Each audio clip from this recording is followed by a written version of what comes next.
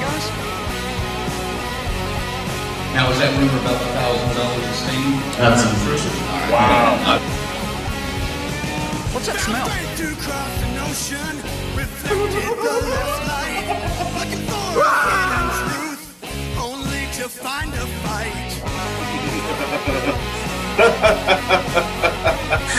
I can't believe what I saw. Look, I'm being gay over here. Locally, I'm really.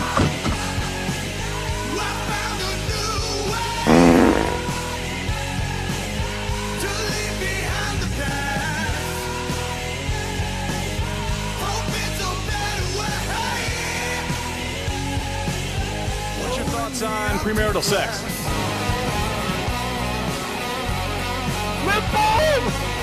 Come play with us. I'm getting the fuck out of here.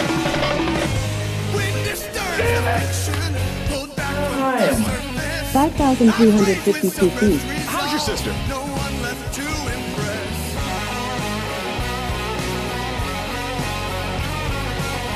Cereal, champions, lowest cost. Fully equipped swimming pool, which we have right here. You can see we have a nice natural side, nice ceramic side to it, and yeah. Let's go check out the west side of the house.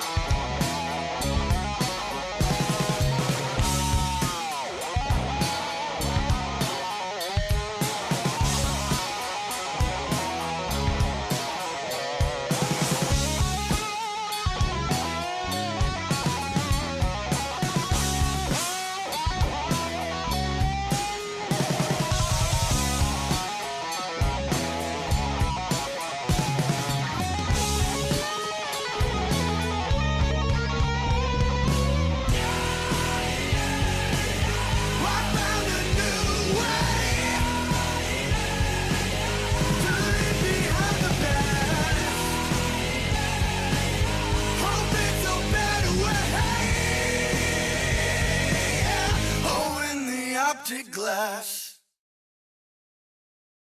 Here we are, folks. It's another Death Curse Society, finally with a Monday Maniacs for your beginning of the week treat. I'm Red Crank, that's Colonel. We got Zigzag and Phase. I'm going to start by saying sorry for the delay, guys. That was a big hiccup in the streaming world, obviously. I don't know what was going on, but yep, that's 7 minutes out of Colonel's bedtime that he's never going to get back now. Yeah, it's kind of BS. We're still having some errors, but I think we're okay. It's the common delay. There's a 5-second delay on Facebook, people. That's just the way it is. YouTube is like real time, and everything else lags a bit most of the time.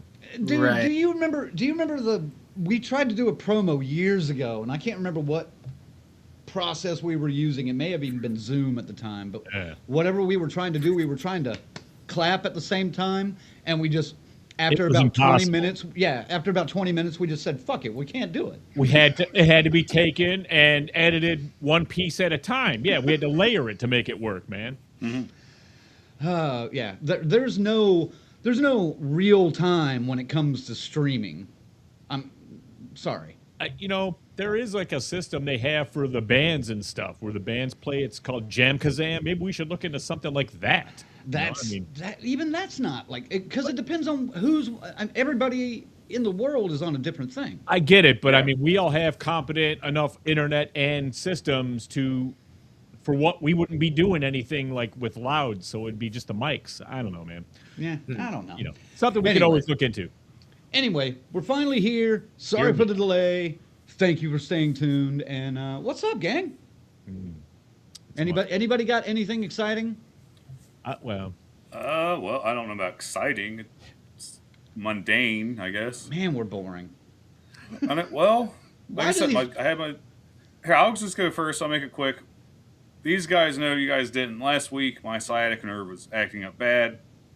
Good news is it's still acting up. It is what it is.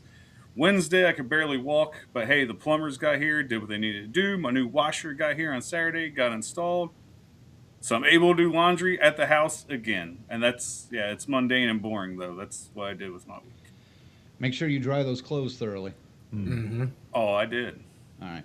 The dryer's fine. It was just the washer. It went All fucking right, all right. haywire. Just making sure.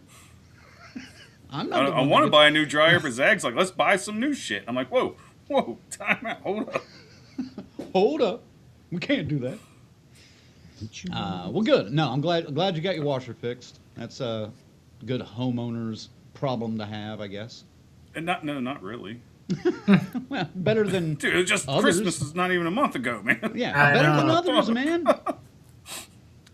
But it is. It shit happens. It's fine. It's nothing major. I'm not really complaining, making a joke out of it. Could be worse. Could be worse. All right. Anybody else? Excitement. Come on. Well, Colonel's washer, got fixed and mine broke, so I'm wearing a Breaking Bad shirt right now. Just, It could be worse. Breaking Bad's not bad though. Yeah. No, it's a great shirt. I mean, I don't think it would ever come on camera. It's a very dark blue, but. Oh, man. All right. Ziggy? We played poker Saturday. Big surprise. It seems to be the thing to do. It wasn't a league game, though. It was just a regular game. Got my aces cracked by a pair of eights. Shit happens. That happens to me 10 times a week online. So, but then the cash game did very, very, very well. But, boy, my brother, man, had a bad night. There's a game called In Between or AC Doocy where you just lay down 2 cards. Let's say, boom, boom. It's like a jack and a 6. You bet whatever you want that's in the pot. But if, you got to come in between that jack and the 6 or whatever that it happens to be. Right. And if you happen to hit a jack or a 6 in that situation, you have to pay double your bet. Jeez. Yeah. So there was only about $60 in this pot, man. And then my brother got double burned. So he had to put 120 in. And then split kings. Double burned on both for pot bets. Dude, there was over $800 in that thing, like instantly, and it was all his money.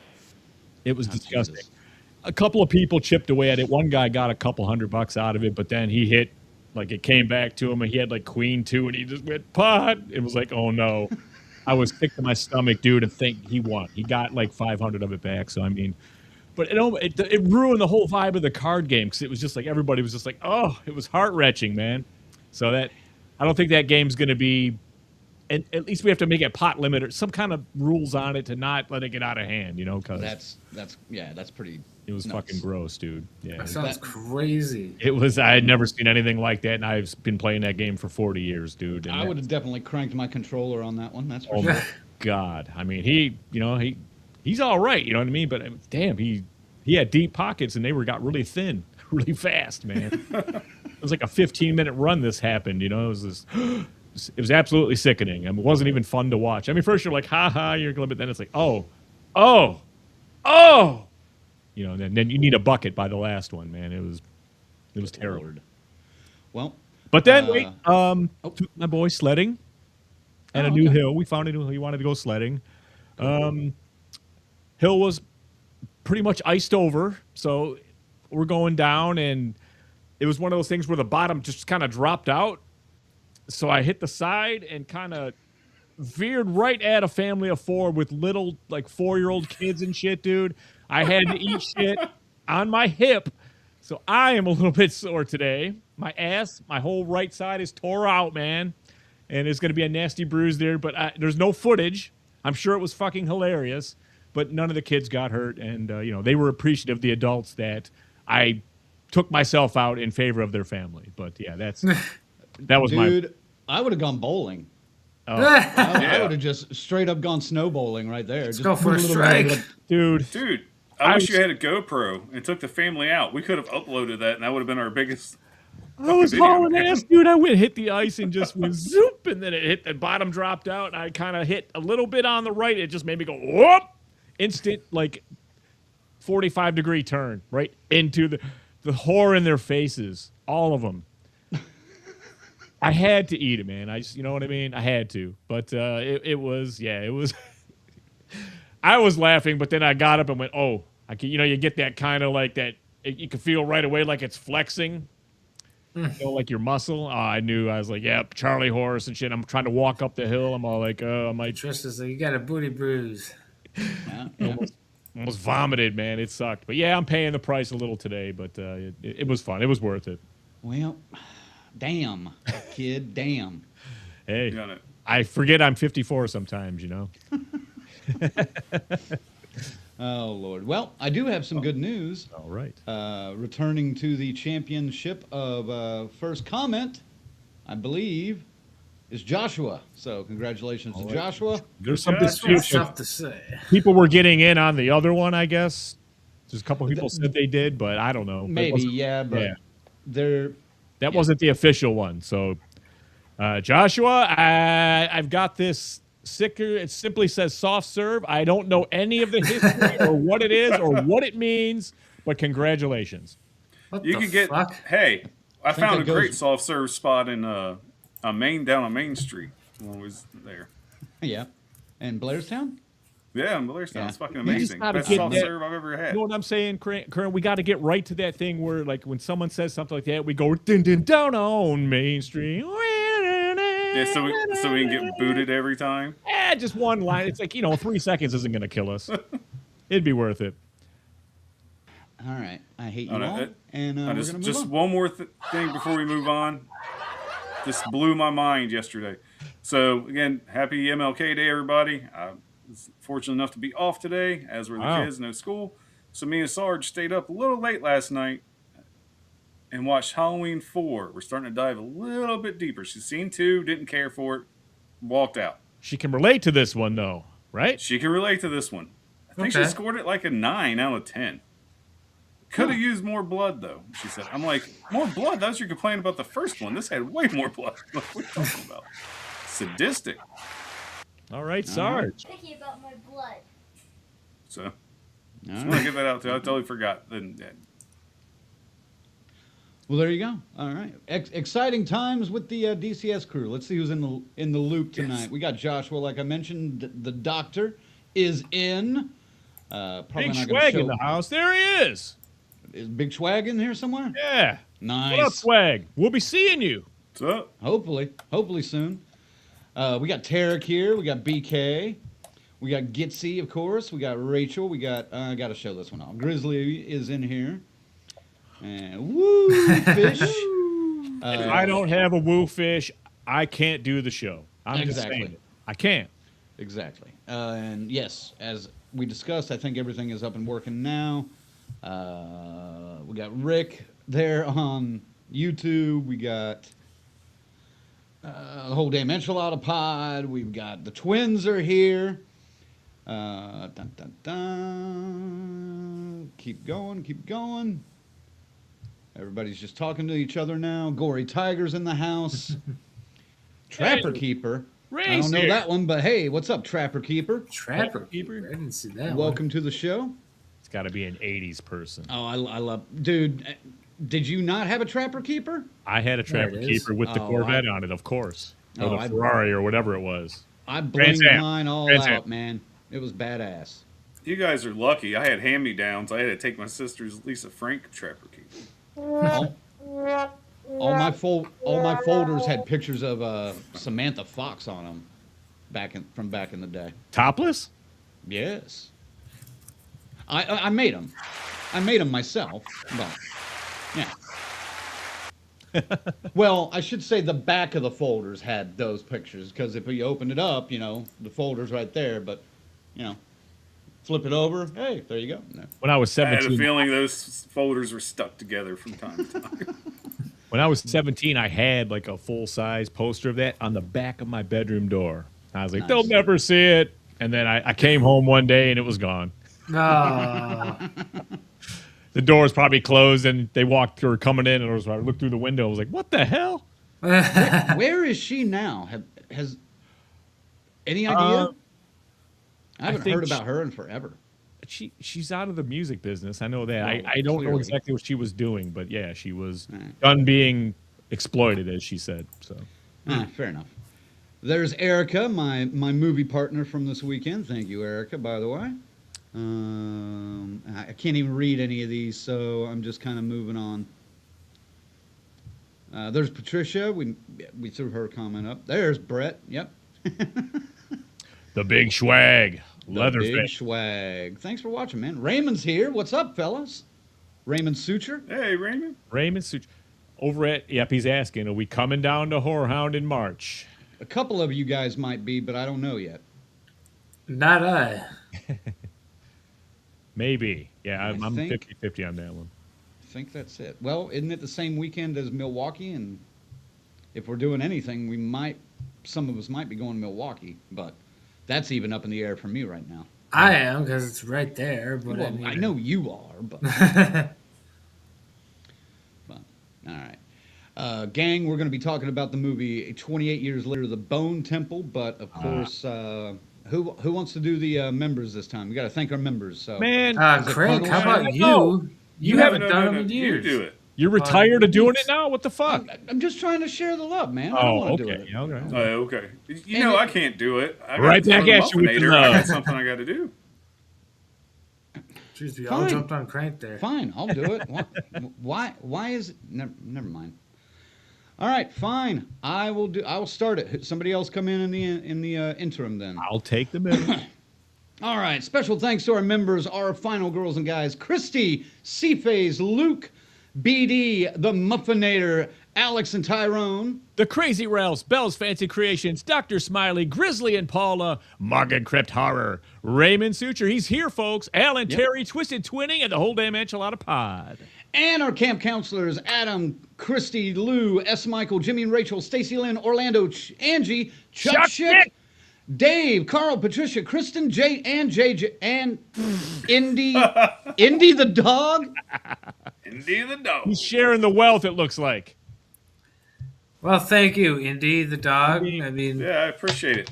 I feel like There you're a you little go. richer than, you're a Fuck superstar this. dog. No, Hey, Crank, fuck this. $3 is $3, man. Come on. That's right, man. Plus, we got the hottest actor in horror right now.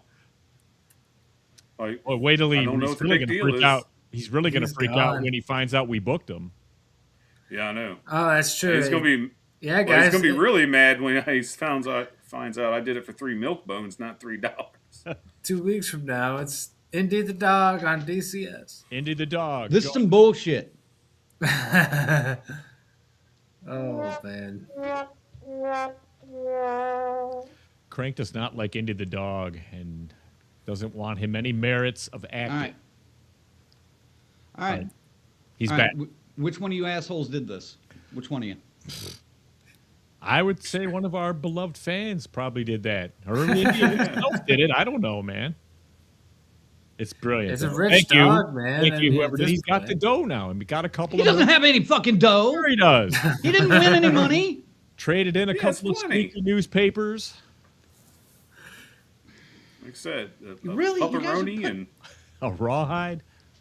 I've literally been blocking any account now that gets sponsored or promoted to me that's like, hey, whoa, What do you think of this? have you seen that this dog won an award? Blocked. Instant block as soon as I see that fucking dog, anytime.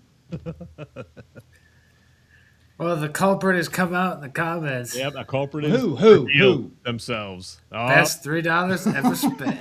Oh, he's just saying it's the best $3 ever spent. I don't not necessarily that he did it. I mean, that's fair. But dude, next time you get your member shirt in the mail, Rick, there might be a little extra baggie in there for you. oh no, Not of good stuff. Oh, this one's definitely from the same species as Indy, at least. it'd be like the South Park episode. Buggers and come, your shirt's got one. Oh god. A little Mr. Hanky is what I was thinking. But Well, all right, we got to move on because, yes. man, god damn it! Now you guys got me in a pissed off mood. Indeed, I was ready to talk happy about this movie. I'll say this: I'm watching Stranger Things finally. I'm binge watching the whole thing. I just got through season 2. They at least had the balls to kill a fucking cat. So there you go. Balls That's on the why- Duffer Brothers. That's why Stranger Things will never be a 10 for me, because you kill a cat, it's a -1. Automatically. I'll give them 2 extra points for it, just to counteract his bullshit then. Motherfucker. Hey, this is coming in over the wire. Indy the dog just signed to be in the new Twin Peaks remake. I will burn your fucking house down, man. Oh my God. I've already called your mom an asshole once. Yep. Well. All right, we're moving on. Yes. Rick, if that was you, I love you, but fuck you. All right.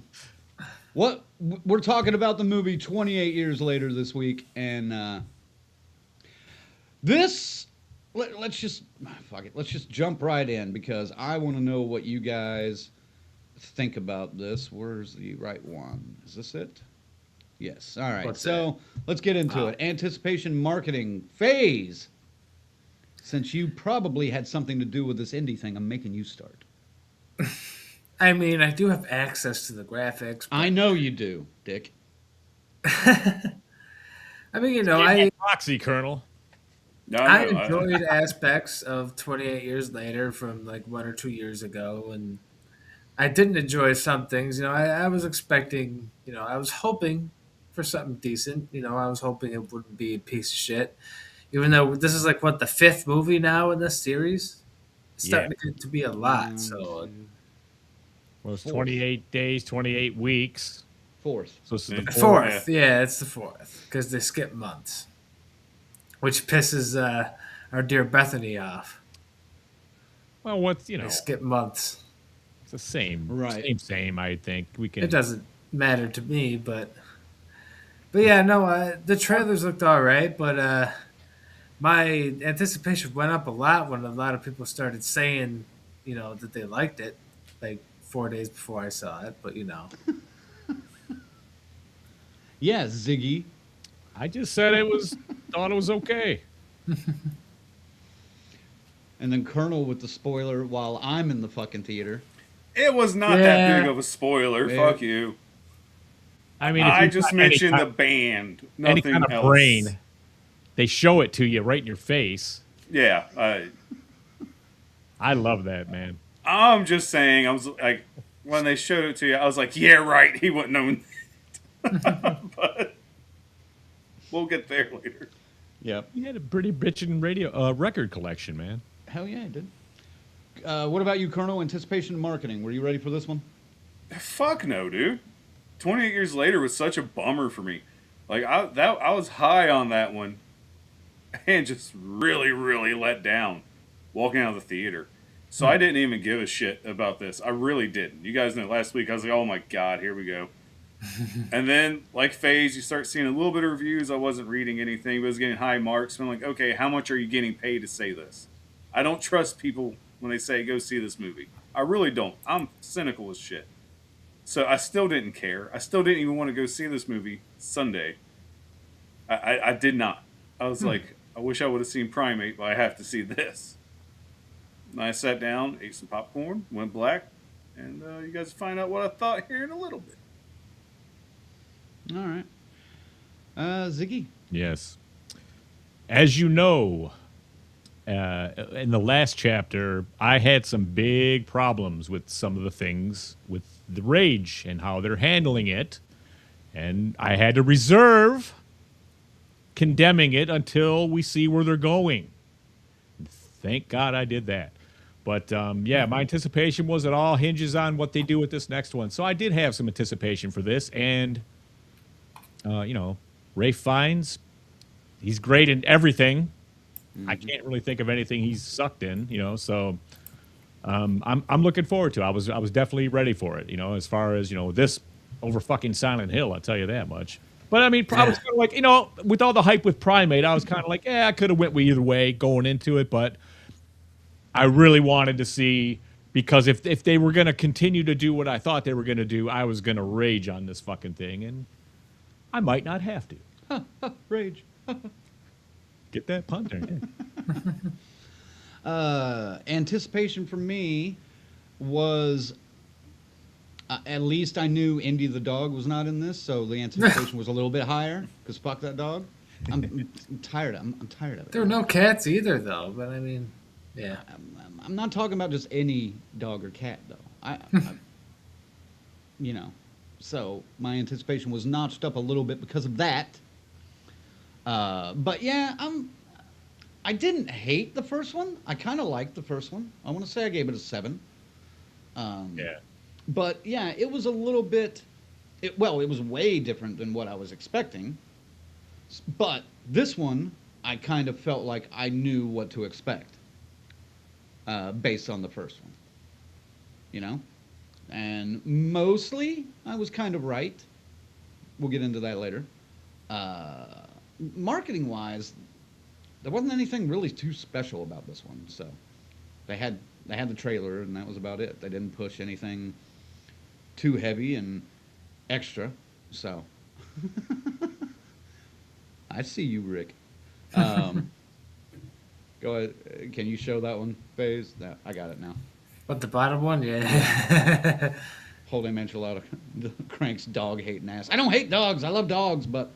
And he's saying it's fucking Ralph. He's not an actor. But yeah, so.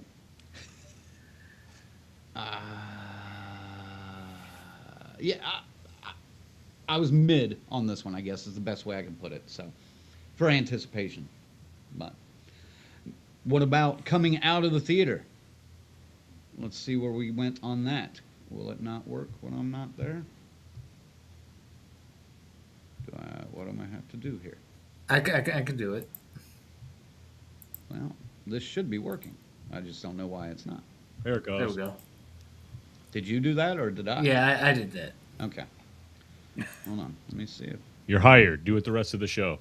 I guess you are doing it the rest of the show because it's not wanting to work for me. So. Okay. Initial thoughts coming out, Ziggy. Yeah, I was impressed, and I enjoyed the story quite a bit, and it's just interesting the avenues they took, and it's a give and take dealing with this virus. But this fucking guy's brilliant and a little nuts at the same time. The doctor, it's great. It's mostly about him, and I thought it was great, man. They really did some things that put my mind at ease on some of the shit from the last one. Because one of our speculations was maybe after 28 years, the disease is kind of half-lifing, kind of dumbing down a little bit, becoming not as potent. We speculated this. Mm-hmm. Some of this, as we talk about it, it depends how you take it. But there's some good stuff here, man, with involving this. That's very interesting, I thought. So, yes, I thought this was well worth the watch. I was happy with it. I was satisfied with this. All right. How about FaZe? Well, I don't remember any of the other films, even the other 28 years later. I don't know how long ago it was, but I remember so little from it. I remember loving the world building, but for this film, walking out the theater without remembering anything from the other movies, I loved it. I was really into it. The soundtrack was obviously amazing, as we're going to get into, but just, I don't know, man.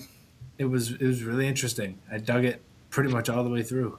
I mean, folks, if you haven't seen it, I'll tell you what, we're going to have to spoil the shit out of it. There's no other way. So, I mean, Close to the end, yeah. when we get to that part, Yeah. give it a heads up. Yeah. But, yeah, because that hinges on why, I found this so good.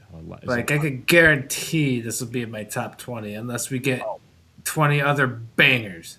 For me, it's number 1 right now. I mean, of course. Number 2 right now for me. Really? Okay. I think I've got We Bury the Dead ahead of it, just slightly. Oh, God. You're joking, right? I do. I like that movie, dude. What about you, Colonel? Oh, no, you saw something else, that Night Shift, that you were like, what the fuck? Night Patrol will be the bottom of every year's list here on out. Oh, my God. It was that fucking bad. And I think Rick went to see it, so he can vouch for me on that. And I'll rant about that after we do this. Yeah, okay. All right. Okay, fair enough. No, walking out of the theater, they fixed damn near everything I found wrong with 28 years later. High on this fucking movie. Spoiler, it's my number one, but I've only seen 2 movies so far this year.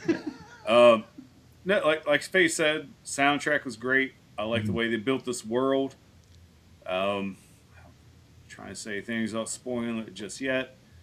I liked how it was more centered on just a small area.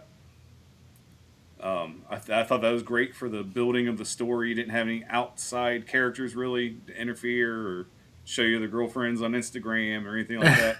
Did they go to the town at all? They never went to the town like in the first one. No, they stayed in pretty much like this one little never crossed area. That bridge. Yeah. Mm-hmm. Yeah. So, again, I'm super high on this fucking movie, man.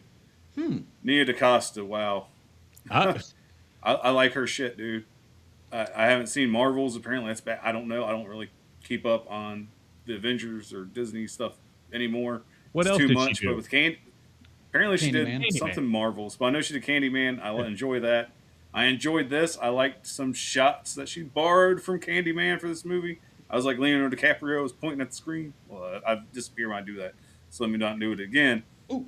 But yeah. Dude, I just thought it was a really good fucking movie. A breath of fresh air for, like I said, as bad as I thought 2025 was once you got about mid-range. Interesting.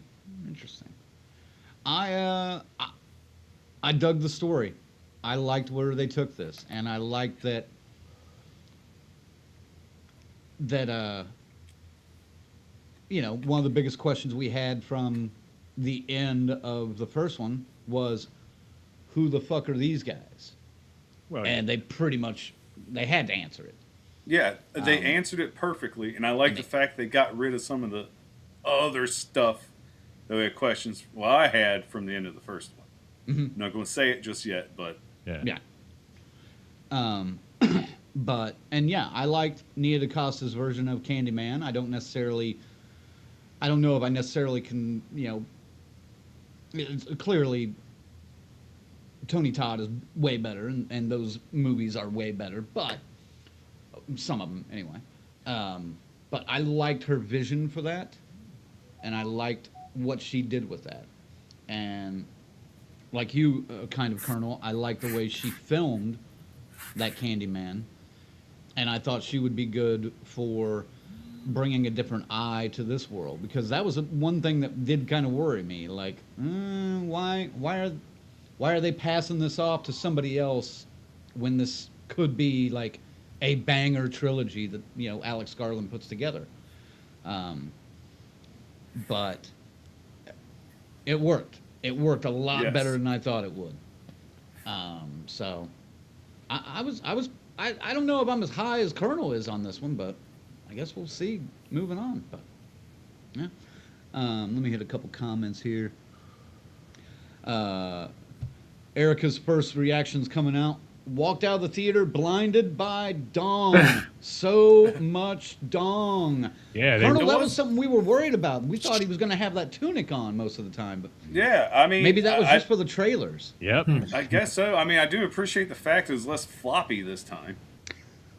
I mean, at least I wasn't going like this. Afraid I was going to get hit in the face, He was helicoptering a lot in the first one. Yeah, he was. Yeah. So. But yeah, a lot of dongs. So, any other dong comments before we move on? There was a lot of dong.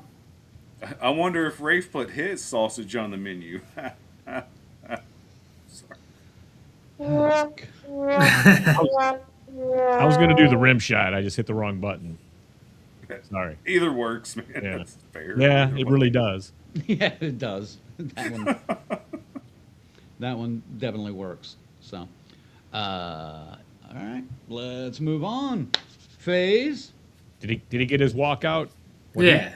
Yeah. Okay. Okay. I loved it. Yeah, that was. I wanted to do it. All right. What I mean is, let's go to the next Oh topic. shit! Yeah, I had to do the graphics. Sorry. I'm not used to Sorry, shit not gang. working for you. Our associate producer is stoned at the moment, so.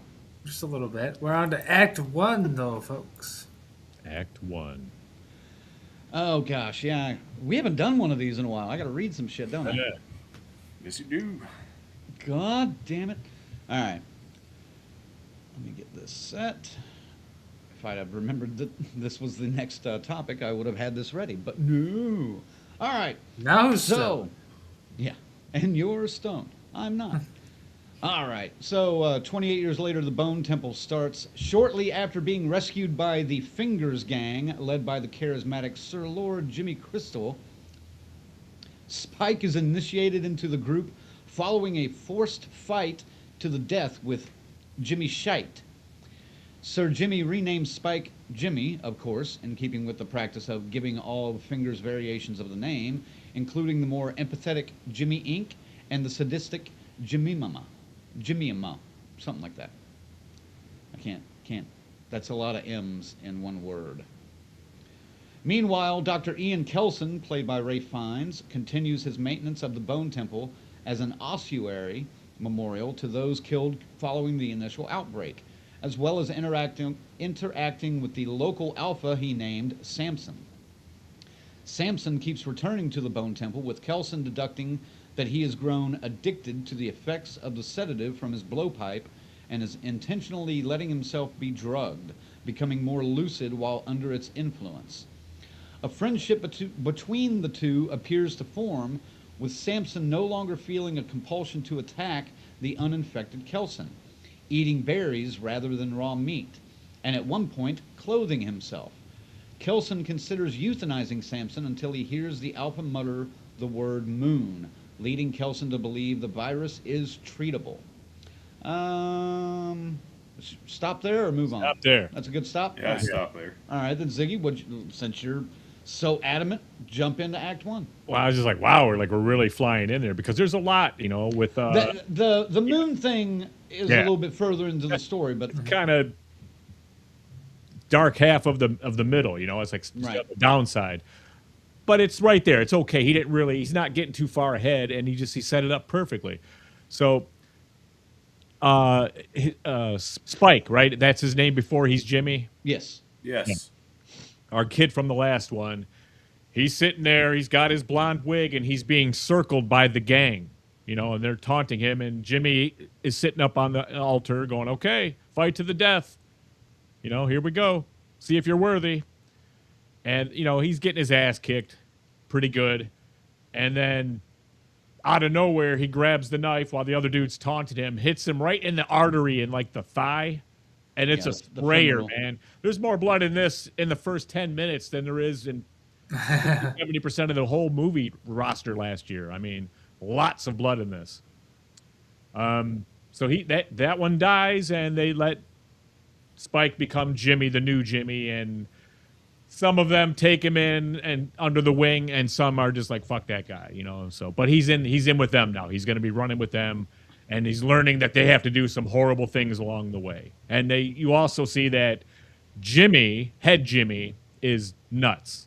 He's absolutely, he's a good, his portrayal of crazy is great. Yeah. Yeah.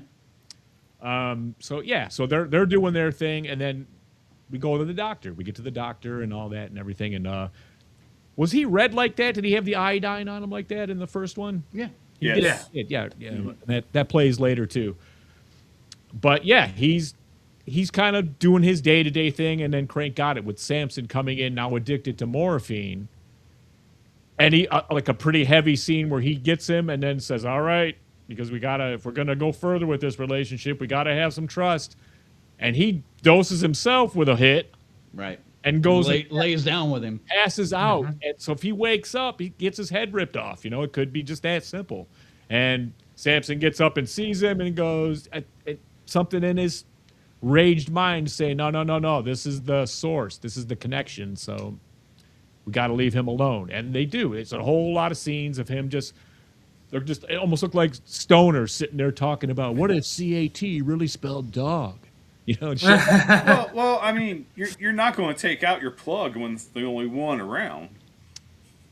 Like, Well, but he does say we've only got enough morphine to last like 3 more weeks at this Yeah. rate.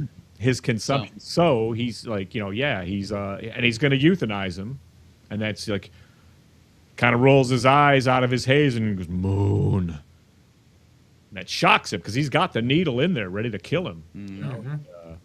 So he decides to try to, now Samson's up. He's up wandering around by himself, and then he's coming back, and still coming to get his doses. Right.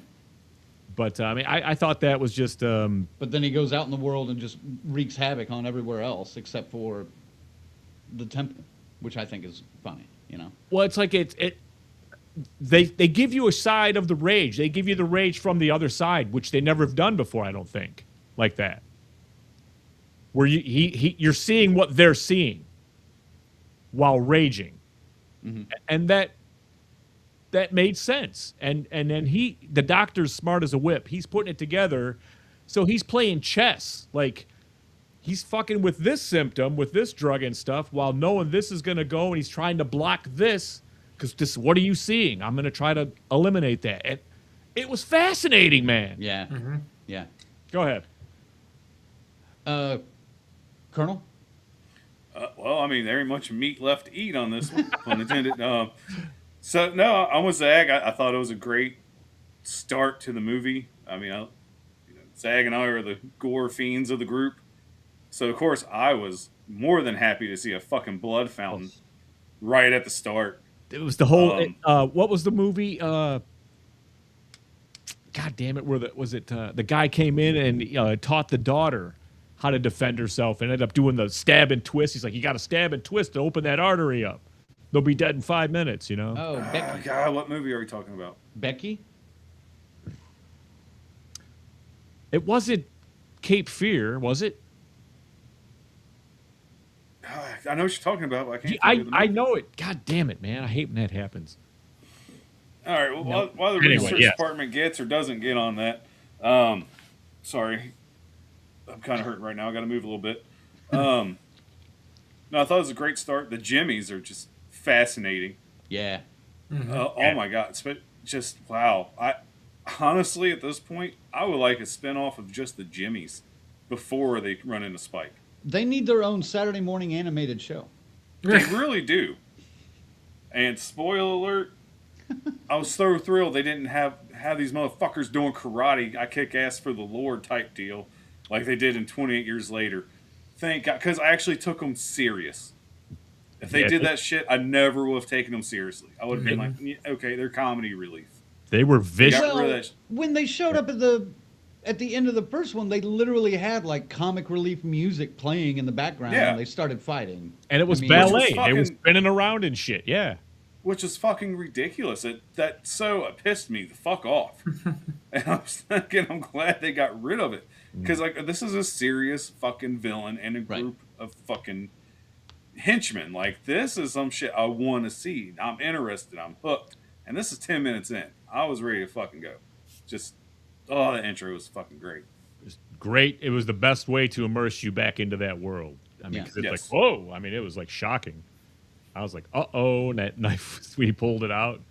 It was like... Well, the guy shouldn't have pulled it out to begin with. Yeah. I mean, I didn't say they were intelligent. They were just... And then just the way Jimmy was taunting him. What do you want? You hungry? Oh, you're tired. You're tired? Oh, he's sleepy. Oh, he's sleepy, yeah. How about you, FaZe? What'd you think of Act 1?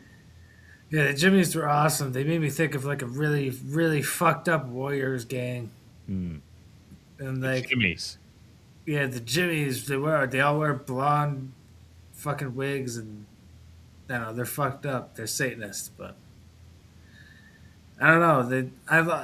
I thought I wasn't gonna like them, but yeah, they changed them up a bit and made you realize, oh, this is awesome. Doc Smiley got it. That's it. Nick Cage. Oh, is it Face Off? Face Off, yep. Okay. And yeah, the build up with the Doctor and Samson was awesome too, man. I just Act 1 was very, very strong. I have nothing really to add. I'm sorry. I was excited. Oh, you're I won't fine. go first on Act 2.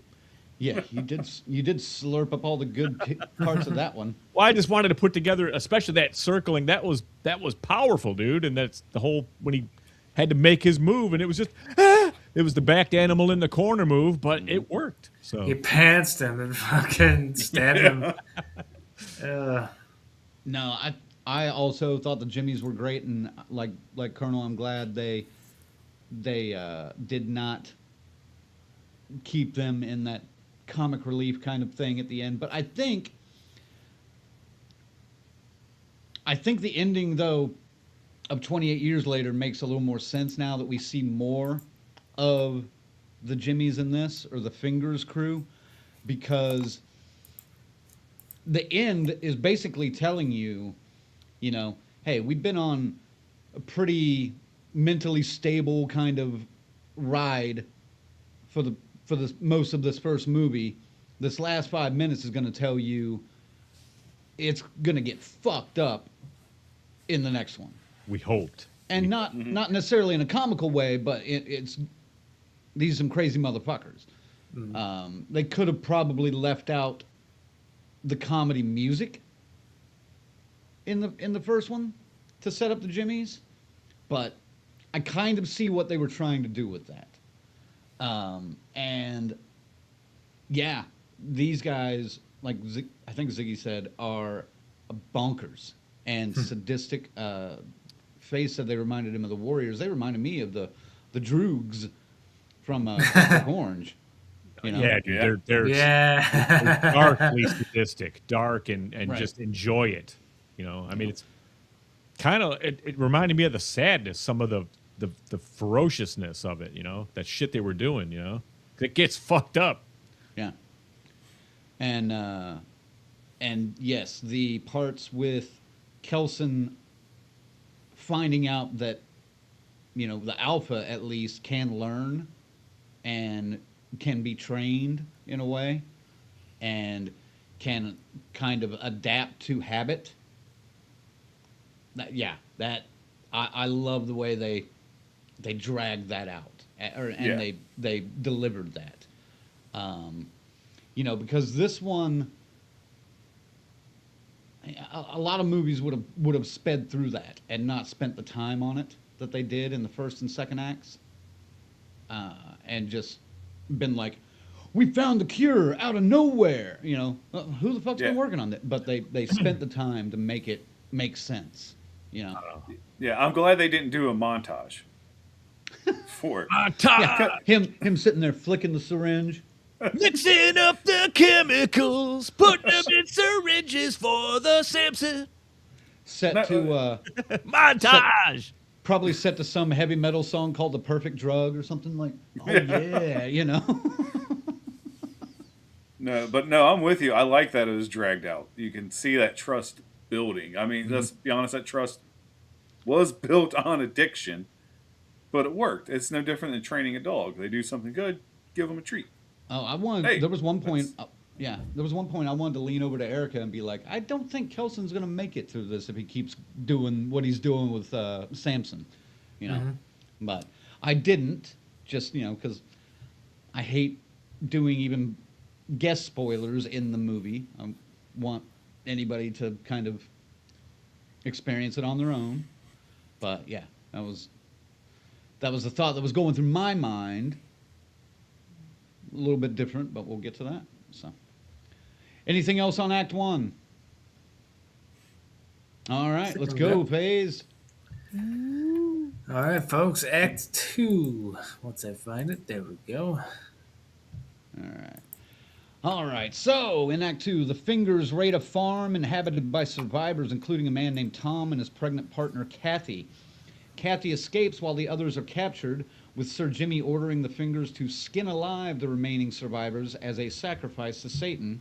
Shirts off. Yes. Whose voice Sir Jimmy claims to hear as his son. So Jimmy thinks he is Satan's son. Keep that in mind. Yes. This causes Spike to leave the barn vomiting in disgust. Sir Jimmy offers Tom a place among his Fingers if he wins a fight to the death like the one Spike participated in. Tom selects Jemima as his opponent, believing her to be the weakest member, but is quickly outmatched. As Jemima prepares to kill Tom, spoiler alerts, by the way, coming up, Kathy emerges from her hiding spot in the barn's loft and swings a giant metal hook that kills her. In the resulting confusion, Tom manages to set the barn on fire, killing a finger and burning several others before being killed himself. As Kathy flees, Sir Jimmy dispatches Spike to capture her. Instead, Spike begs Kathy to take him with her. She feigns agreement, then incapacitates Spike with his guard when his guard is down and successfully escapes. With their numbers and morale depleted, Sir Jimmy lashes out at Spike for his failure to capture Kathy. An increasingly dissatisfied Ink intercedes, believing that Kelson is Satan because of his orange-dyed skin and interactions with Samson, and suggests that they visit him. Leading the survivors to the Bone Temple, Sir Jimmy confronts Kelson alone and threatens to kill him if he does not impersonate Satan in order to maintain the illusion for the fingers. I think I can go a little bit further here. The following morning, Spike attempts to sneak away from Sir Jimmy's camp, but is confronted by Jimmy Fox, who tries to kill him in retaliation for Jimmy's shite. There's a whole lot of Jimmy's shit going on. A lot of Jimmys. A lot of Jimmys, man. Ink intervenes, killing Fox in defense of Spike, and they return to their camp claiming that Fox had attempted to flee in fear of Satan. At the Bone Temple, Kelson, fearing the worst, gives Samson a cocktail of antipsychotics, suspecting that the hyperaggression of the infected is actually caused by psychosis. Following this, Samson is drawn to the nearby abandoned train where he was initially infected. He hallucinates, experiencing a memory of riding the train in his childhood. In his hallucination, he is approached by a train guard asking for his ticket. When he tells her, "I don't have a ticket," aloud, the infected in the train car attack him as if he was uninfected. All right, that seems like most of Act 2, right?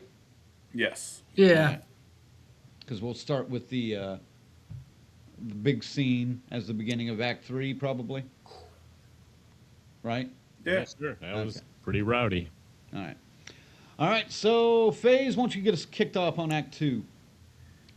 Well, yeah, man. I mean, just at like Act 1, it just kept going good. I mean, you learn a little bit more about the Doctor's musical tastes, which are good. And, you know, him continuing to work on Samson, and he danced with him at one point. That was pretty entertaining. That was funny.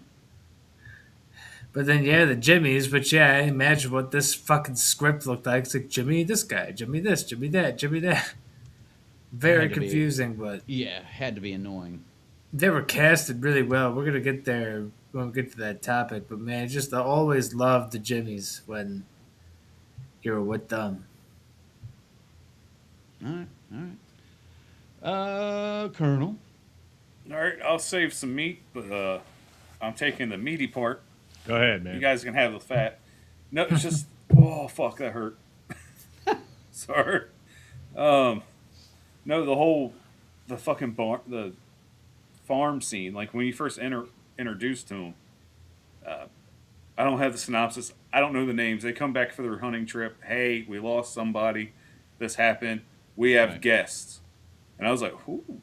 You know, 'cause I knew it was coming. They come, there's all the Jimmys sitting down, eating dinner. You know, pretty much playing with these people. And it's like, hey, we're going to have to kill you. And sure shit, everything hits the fan. We flash forward to the barn. And they kind of plant the seeds for what happens in Act 3, because sure enough, Spike, he can't stomach it. He's not these people. Right. And you have one Jimmy that's kind of nurturing him. Like, hey, you know, you don't have to do this. I'll sit out here with you. Ink. She's empathetic. Yeah. Jimmy Ink. Yeah, she's empathetic. She's crazy, but maybe not as crazy or blind as the other Jimmys. We'll say that. I'd say doing what it takes to stay alive. Yeah. Yes. I think she's just there because it's an easier way to stay alive. Yep. Yeah, but I mean, how long it's been since I've seen a good skinning in a fucking mainstream horror movie? This was shit, nice. It goes dark, folks. It was pretty It good. goes dark, and it goes dark fucking quick. Yeah.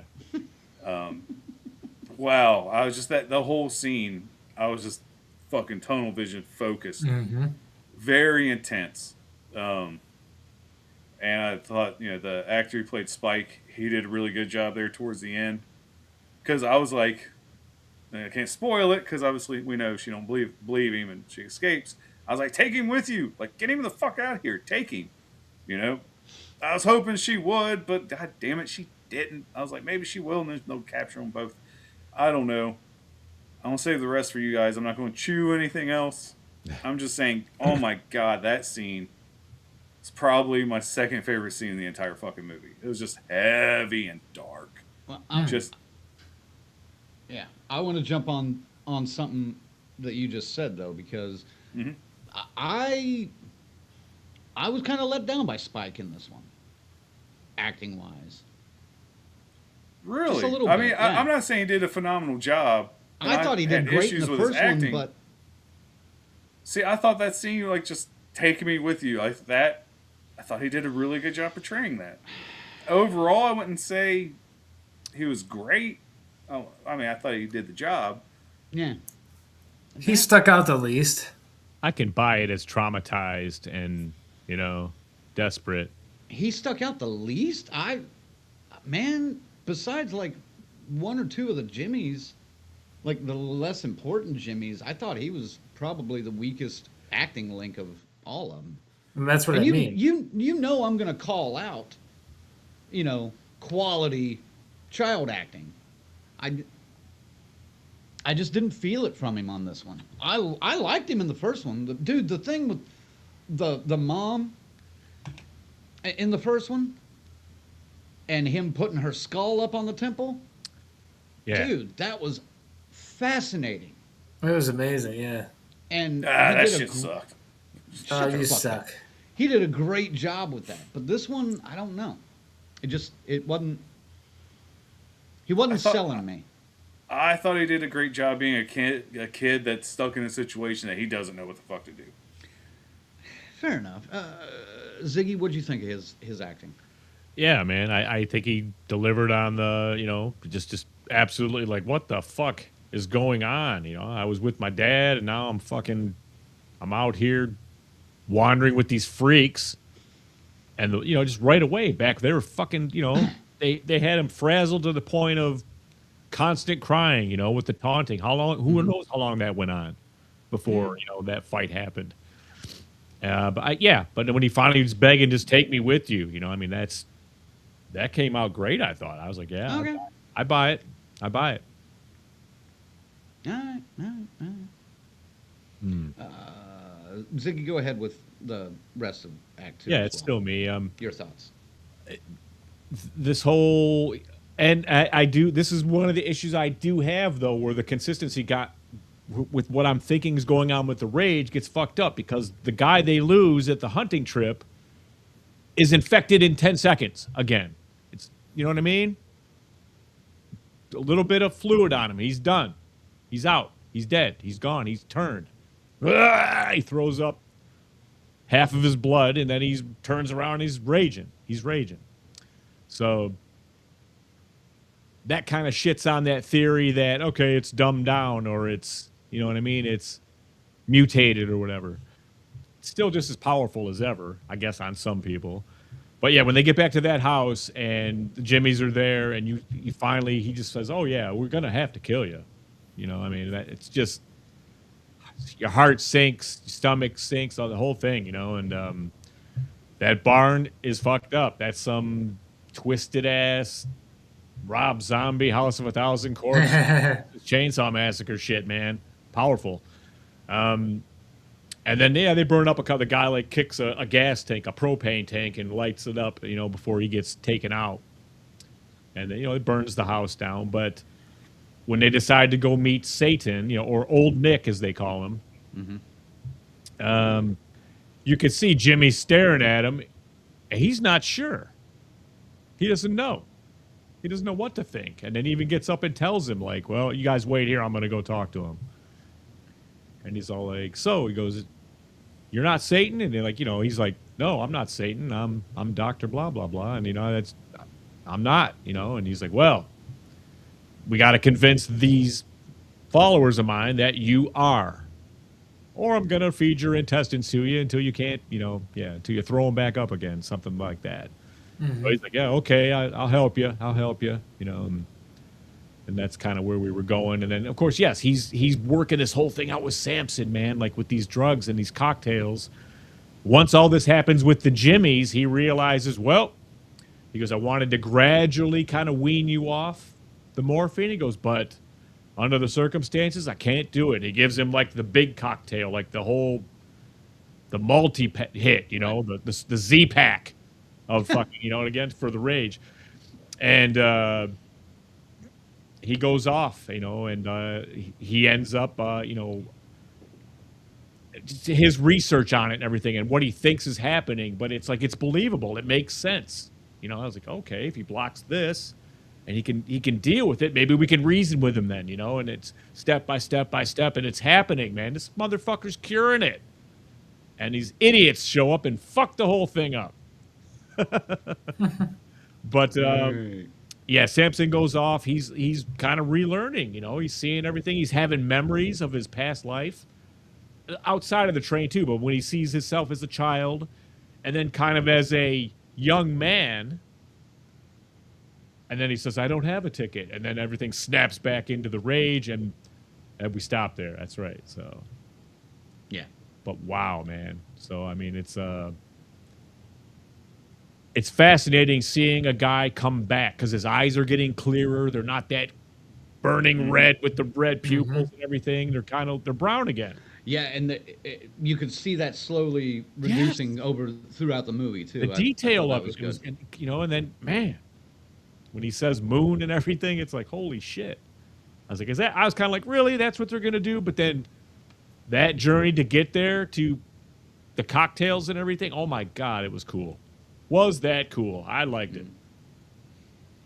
I want to touch on something that's kind of part Act 1 and bleeds into Act 2, and I mentioned it before we started the show. There was a moment early on in the movie when you first get Dr. Kelson, and there's just, it feels like a throwaway shot, but it's not. And it's this black and white, like from Teen Beat magazine or whatever from back in the day, this poster of Simon Le Bon from Duran Duran. And I kind of chuckled to myself, just, cool, And then immediately a Duran Duran song starts playing, and it fucking just took me out, dude. I was loving it. I was laughing, and then there were like 2 other ones, and I cackled like every single time. I love that Duran Duran connection, and I'm sure Erica will say something about it. And by the way, yeah, she just said you lost your shit. I did, dude. I was so. I think I said I was just so tickled by that. I don't know why, but I enjoy. I mean, dude, we went through that, man. When that was happening. Yes, but half of us did. But to see, shut up, Colonel. You fucking fetus. But to see a 50, 60-year-old doctor in these times, just unabashedly dancing his way through Ordinary World and Rio and Girls on Film. Dude, I mean, when he's talking to Jimmy, he even says, yeah, I because he was going, wow, you were there with the internet and you were there with computers. And he's like, yeah, not really. I was doing my own thing. I was becoming a doctor, and I was deep in my studies when the world went to hell. So I don't really remember that, but he kept what he was, from that time. I thought that was cool. That kept him human. Yeah. Very much. So. I like that connection. But go ahead, Colonel. No. I'm just gonna say I liked that. He, like Zach said it perfectly. He kept his humanity. He didn't remember, technology. He's going shopping. He's just like, I remember a time when there was like order, less chaos, but he stayed who he was. He didn't change. Mm-hmm. And I like how they even show that in Act 3 that he was really the only human person we still have in this world till later on. But I'm not even going to mention that. Like that part, I'm not even going to say a fucking word. Just his whole. It was very important to who he was. That record collection. Yes. Yeah. And it was great. I mean, I think everybody here, growing up or not, I think everybody loves fucking 80s pop music or 80s music in general. 80s music's fucking great. I didn't grow up listening to Duran Duran, but I know who the fuck they are. You know what I mean? Like, the soundtrack's great, man. All those songs they played, I can tell you in one note. Yep. Like, literally. That's just how much of a imprint they have on my mind, and I know I was the only one cackling. I'm probably the only person in the theater that knew that was a fucking poster of Simon Le Bon when they showed it. Bond. Simon Le Bon. But it was oh, stop. I see that. I see you, Erica. Stop that comment. Don't show that one, please. Aw, man. I'm older than he is. That sucks. But she's not older than we are. So, I know. I know. Fuck. Now that You we've will talked be. about it, I have to show it now that we've talked about it so much. Eric says, I like being reminded how old you are. Yeah, because I don't act it. I don't feel it. I don't look it. I don't act it. I feel like I look it now with this, but it's all right. Little white down white. here. Yeah. You know, I don't know. When I used to have just the strip, it was always black. You know, so this is kind of nuts. Well, you're graying even the strip out now. Yeah. You can't even see the black on the strip anymore. Look at the mustache is a little bit black. That's it. That's the only place left. Yeah, that's it. Bunch of old fucks on this show, man. How do we get any viewers whatsoever? Faze, have you talked anything else for anybody on that too? I talked already. Yeah, but anybody else? Anything else on Act 2? Well, I think something I like to mention, because again, I wanted to save stuff for other people to talk about. Surprised I haven't talked about it yet too much, but I'm telling you, that conversation between Jimmy and Ian, fascinating. Yeah, I found that so fucking fascinating. Yeah, you know. I even liked where Jimmy's like, you know what? I like you. I don't like anybody. Because Ian's so relatable to everybody, you know. He's a good listener and he's wise. Like, and I think Ian has just, you know, taken, since he was a doctor, he had to have that doctor persona, you know, what do you call that? The good bedside manner. You know? Yeah. And I think he uses that. He even uses it with Samson. And, you know, at the beginning, pretty sure Samson has he even says it. I don't think you know what I'm saying, but I hope you hear that the tone of my voice is not threatening, you know. So I think that's just his psychology. And the fact that they use that psychology, and the fact they even thought of that psychology. Well, nice it's all wrapped around dissecting this fucking virus, dude, and that's the shit that I just was going, God damn it, he's figuring it out. This is awesome, you know. I mean, he's right on, and then they show you like the guy in rage is seeing like the victims are getting killed and shit, but to them they look like monsters, threatening monsters, you know. So, right. They never really said that before. I'm just saying, Ian was a way better doctor than Dr. Frankenstein. Because he didn't get nowhere. He was literally training Bub like a dog. Was where Crank said psychologically he was trying to get to Samson, and it fucking worked. It was an interesting take on that. It was. I really thought it was nice. Yeah, I absolutely agree. I'm glad you brought that up, Colonel. By the way, back to our previous topic. Holly says Gray is distinguished. That's right. That's right. If I had some, what is it, Captain Morgan, I'd put my foot up and, yeah. Well, thank you. Yeah, that's it. And then on the other side of the scale, speaking of age, Tarek says, haha, you guys are so old. Oop. Be right back. Shit myself again. There we go. All right. Put that away. All right. Are we moving to Act 3? Hey, certainly can. Look at that. I'm ready this time. Hey, look at there. The stoned is coming down. That's not how you say that. All right, Act 3. That night, Kelson plays along with Sir Jimmy's plan to regain control over the Fingers by impersonating Satan through a pyrotechnic-laden performance of Iron Maiden's The Number of the Beast while exposing them to hallucinogenics. All right, we're just going to stop right there and talk about this fucking epic scene. And then we'll move on to the rest of Act 3. I wanted to actually make it a separate graphic just for this scene. Oh, God, yeah. But I didn't get a chance to think about it. Man. Look at no, I'm gonna make Colonel wait. Oh. What? Zach came in like that was a decent movie. I came in and boom. Arrow make this bullshit. Go ahead. No, all I'm gonna say is this is the best lip sync battle I think I've ever seen in my life. And if this is how they are, I might actually start watching that show. Go, Colonel. That's a funny comparison because I didn't even think about it like that. No, like I literally as soon as I walked out of the theater, I always send these guys a text, just something quick. I can't remember exactly what I said. I think I said the best use of Iron Maiden in a horror movie of all fucking time. Because they're just flipping through the records like, they ain't gonna do this, are they? They ain't gonna do this, are they? Well, they fucking did it, and I loved every fucking second of it. I was lip singing along the whole fucking time. I'm pretty sure I was like the only person out of the 8 people in my theater that even know who the fuck Iron Maiden is, and what fucking number. Oh, okay. We guess we do have to tell them the name of the song. Dude. No. Not only that. Guys, I mean, he pulled it out. He's like, "All right, man." He goes, "Let's crank it up," and then as the assholes show up.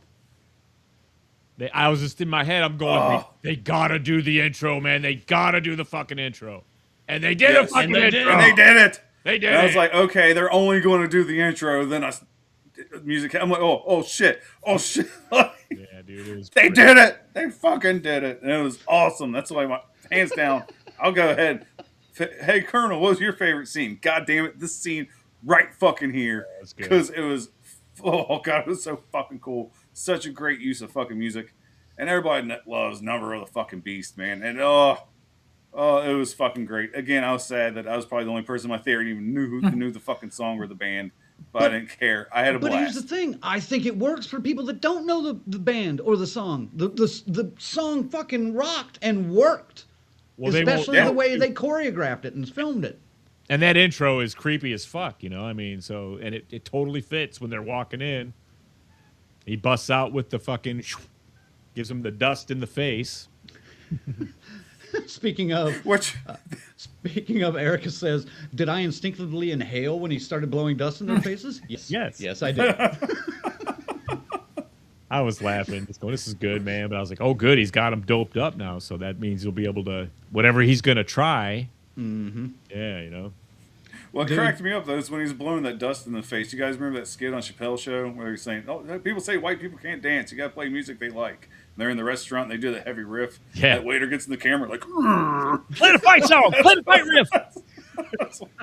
That's what I thought. But yeah, Terry, get the fuck out of here. Were you not an Iron Maiden fan? I know you liked metal. That doesn't compute for me. He says it's literally the only Maiden song he knows. What? I think he might have been not a fan back, if I'm remembering correctly, but, I don't know. Well, he's here. He can tell us. I tell you what, man, that scene was...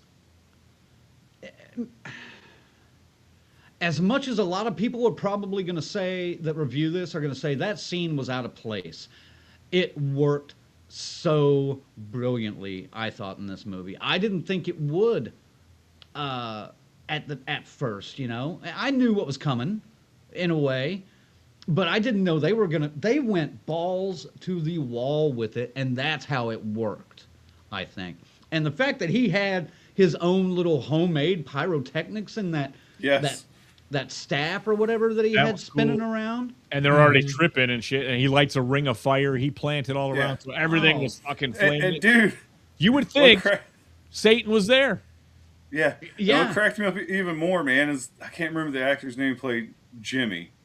But we all know he was also in Sinners, and he did a great job in Sinners. Did it almost look like he was doing that Irish jig at some point from Sinners? Is that Jack O'Connell? He started enjoying Yeah, I it. think Yes. so. Yeah, Yeah. Jack O'Connell. Yeah, it almost looked like he started doing that same dance for a second. I was like, no, he didn't. Sure, he didn't. It's like you could tell when the drugs kicked in for sure. Everyone was just kind of like, woo. You know? FaZe, what about you? I mean, best scene of the movie for sure. It's a 10 out of 10 scene. I fucking love Iron Maiden. That shit was fucking awesome.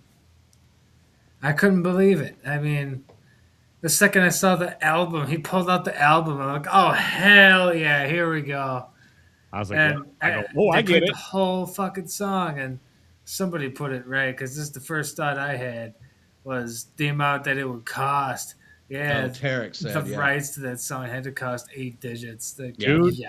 they've even responded and said they love it. Iron Maiden said that's hilarious. That's fucking amazing. Did they've commented on this movie? Yes. Nice. I hadn't seen Iron that. Maiden, they love it. They think it's amazing. Very nice. Well, here we go. My whole computer just burped. Am I still here? You're still here. Yeah. You're still here. Yeah, we saw you freeze for a minute. You guys did that to me. Strange You had a Love, the line Doctor through your eyes, says. like AC/DC, the back of the AC/DC Dirty Deeds album. Yeah. Strange Love, the Doctor says childhood was exactly like that. Oh. Dude, I love that scene. I can't wait though to start when that scene becomes available for like stealing on YouTube or whatever, or downloading on YouTube. I can't wait for the parodies because you know somebody's gonna do some random Britney Spears shit with that dance and everything. I have an idea already, and I can't reveal it yet. It's something very funny. But I'll see if I can, put something together. We might be able to get away with that one too, maybe. Not I doubt it, dude. No, copyrighted music. They're fucking worldwide copyrighted. All right. Do we need to move on with Act 3? Anyway. Oh, glorious. All right. Okay. Upon recognizing Spike, Kelson attempts to persuade the gang to crucify Sir Jimmy to save Spike. Sir Jimmy, seeking to end the ruse that Kelson is Satan and avoid crucifixion, fatally stabs Kelson, only for Spike to then stab Sir Jimmy as Ink kills the other remaining fingers. Spike comforts the dying Kelson while Ink impales Sir Jimmy on an inverted cross. Spike and Ink, who reveals her name to be Kelly, leave into the wilderness. Samson arrives, who Sir Jimmy hallucinates as Satan, and greets the dying Kelson by name and thanks him. After Kelson succumbs to his wounds, his body is carried away by Samson, while Sir Jimmy is left nailed to the cross. Sir Jimmy cries for his mother before being attacked by an infected. You don't see who either. It's just a quick. Yeah. Literally the only jump scare in the movie, which I applaud. There were a couple others, but not. Yeah, the anything first that really attack. stood out. The first attack was. Yeah, I guess. I just didn't really look at it like that. But yeah, you're right. All right. Let me see. Should we go any further? I think we should probably just. I'm stopping right there. We got to talk about the. Well, yeah, the very, very end. What would that be? The post epilogue. Epilogue. Thank you. We got to talk about that because it's complete. It's the exact same thing they did with the first movie here. Yeah. The movie got to its end point, and then they have a scene to set up the next movie, and they did the same thing with this one. And we're going to talk about it. We're going to say. No, I just feel this one's more impactful than the Jimmy's. Everybody knew it was coming. I know, but still. I thought it was going to happen completely differently, honestly. But I appreciate the. We'll get to that. You're making me jump ahead, and I don't want to jump ahead. And I like the fact that they crucified Sir Jimmy. I thought that was great. Yes, on an inverted cross. Yep. Yes. Johnny was all, I'll do it. His final wish. I got it. So, and I'm bringing this up for a reason, but there's a shot of Jimmy on the cross that starts, upright, and then slowly turns as it pans out and shows him upside down, ends when he's upside down. Now, I'm bringing this up because this is an excellent use of that spinning style of camera work. Now, hold that thought for the post-show discussion, because holy fuck. But no, I like that shot. And dude, there were a lot of shots in this that were just really fucking good. Who wants to start on this one? FaZe, you want to start on the rest of Act 3? Was this a quality ending to this movie? No, it was fucking awesome. I mean, yeah, dude getting hung on the cross upside down was fucking awesome. The whole Iron Maiden thing was just amazing. The doctor, recognizing the kid and realizing, oh, I'm going to do this a little differently. It's like, by the way, since you're my son, I have to crucify you. So that shit was awesome. And of course, Samson showing up, recognizing the doctor, just the whole thing, the ring of fire. Just, the whole fucking thing was so much more amazing than I could have imagined. Well, and I also liked the fact that Ink and Spike, had slowly been kind of growing this friendship throughout the movie. Yeah. And then it solidifies at the end with them basically going off on their own together as the final two survivors, basically. But, yeah. How about you, Ziggy? Well, Ziggy's reading something. I'll get to that in a minute. I see it, too. Yeah. Dude, I mean, I'm sad that Doctor didn't make it because I wanted to see him continue into the next one. I wanted to see the treatment further on Samson because, dude, he got one Z-Pack. What? That's gonna wear off. Everybody's they're fucked when he wears off, isn't it? Wouldn't you think? Or he can't be cured. Or is somebody else going to come along and, find Alpha? Uh-oh, we lost FaZe. There it is. Oh, no. Somebody going to come along and find Alpha, maybe, in the next one, and use his blood to... Or the books of Kelson, the notes that Kelson was taking. His notes, and maybe that's what Killian's going to do when he gets there, you know? Yeah. Wow. Hold on. Dude! Yeah, he just jumped way ahead. Oh, sorry. Well, I mean, everybody already knows. Everybody already knows. Dude! FaZe left. No. We don't know where FaZe went. But the whole thing is just the way they left it hanging is great. You know what I mean? So I mean, I can't believe this motherfucker didn't make any money. But I can. But I'm with you, Colonel. Go ahead. Yep. I can because 20 years later fucking sucked. No. You can't release a movie like this in January. You got to wait till May or June. There's no competition, dude. Like I said, I was worried about this being there released is. in January. Dude, there is competition right now in January. You kidding Who? me? Avatar is making bank. Yeah. Oh, fucking Avatar. Come on. The Housemaid has made over $200 million in the last month. Yeah, but we're talking movies that's been out for weeks. Like, this is a new release. Yeah, What and competition did it have? And they're still drawing bigger audience than this did in its first week. That's what I'm talking about. Okay, we're comparing mainstream movies. Maybe not The Housemaid, but Avatar's like fucking Star Wars or Marvel. That's going to sell. We all know that. Primate's been out a week. Yeah, I think a week. So that stole some of the horror audience for sure, because that's still buzzing. FaZe is back. There he is. Woo! You all right over there? I don't know. You guys Yeah. can say that. Right. I still think 28 years later hurt this film. I think it did too. Okay, yeah, that's fair.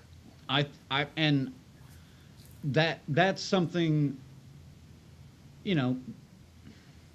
If it's true, dude, the buzz is gonna get out there. People are gonna go see it because, Right. You know what I mean? Because, and I think it will, man. Because we're all in agreement that this is a strong fucking movie. I think this is going to have a pretty strong. It's not going to make more, because hardly like 10 movies in the history of the universe have made more in their second week than their first week. So, at least since wide releases have become a thing. But it's not going to make more, but it's going to be it's not going to have a big drop off like most movies do, because most movies have like 70 to 80% drop off from week 1 to week 2. This might have better. Yeah. I think this is going to have like 30. So it might even improve a couple of clicks. I don't think it's going to, like I said, I don't think it's going to do better, but what are you talking about? Okay, you're okay, Tarek? Yeah, we seem to be all right. All right, give me an okay on there, Tarek. All right. I like this ending. I think it worked well. Not talking about the epilogue, but I like this ending, and I thought it worked well. So, do you want to save the epilogue for afterwards and talk about like the technical stuff real quick? Well, before you do, I just want to mention the Act 3. I like the fact it kind of ended on a downer, because that's the way it's supposed to go in a trilogy. Everybody knows this. And they kept up with that. I just appreciated that. That's all. It was a great fucking ending, man. Still fucking grim, great. Man. It's, the threat is real, always. All right. I want to go back to this comment Strangelove had, if I can find it. There we go. And he wants to know, or they want to know, what about the subtext in this movie? Just incredible, the that of a demagogue with a ridiculous religion and his followers confronted and converted by logic and a humanist scientist. Yeah. That shouldn't work. It doesn't sound like it should work at all. All those ingredients, But it does. And I don't want to get too deep into it, but I know what you're saying, Doc. Why do we have 2 Docs in here now? This is gonna confuse me. Strangelove, I know what you're saying, and yeah, I appreciated it. I just didn't want to openly talk about too much with that. So yeah. Anyway, let's move on to the next topic phase, and then we'll come back to the epilogue at the end. All right. Boom. We can rush through these pretty quick, I believe. Writing and direction. I've already said I was shocked that Alex Garland let this one go into somebody else's hands. I thought Nia did a great job. There are many shots in this that I was just like, you know what? That was fucking beautiful. How did I describe it to Erica walking out with the Bone Temple thing? There were an 80s goth's wet dream. And it was, dude. It so was. Just some of the landscapes, and especially when you threw the towers in there, the skull towers and the Bone Temple itself, and then the fire in the end. It was just gorgeous to look at, and the script was fucking solid, man. Deep, intense, and like Colonel said, a good middle entry in a trilogy, because it sprung from hope to a downer. So, Colonel, go ahead, take over. No, the writing was fucking fantastic. The direction, I even said, leading off, I thought Nia DaCosta did a great fucking job. I love her eye for the camera and what she does. This film was fucking beautiful. And it just, even the white of the bones, just the way they stood out in the Bone Temple. It was just fucking, it looked fucking great, man. It was just a beautiful fucking film. I know the few highlights I had from 28 years later was a scene where they're running across the land bridge trying to get back to their island. This whole movie blew that one scene away. It's just fucking fantastic. Like I said, I want to see more what she does. I want to see what more she does in the horror world, man. She's fucking killing it. And I want to see her take on an original story. Yes. I don't know if she has or not, but yes, I want to see her take on an original story.